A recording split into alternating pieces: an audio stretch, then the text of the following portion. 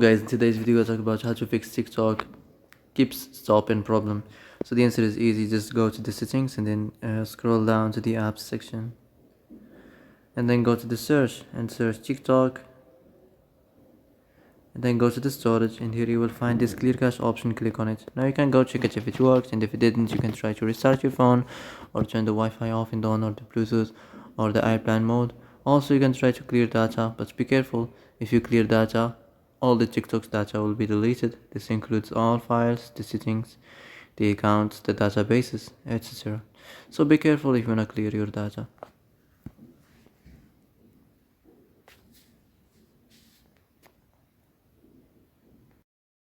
So that's it for today's video. I hope this is the answer you've been looking for.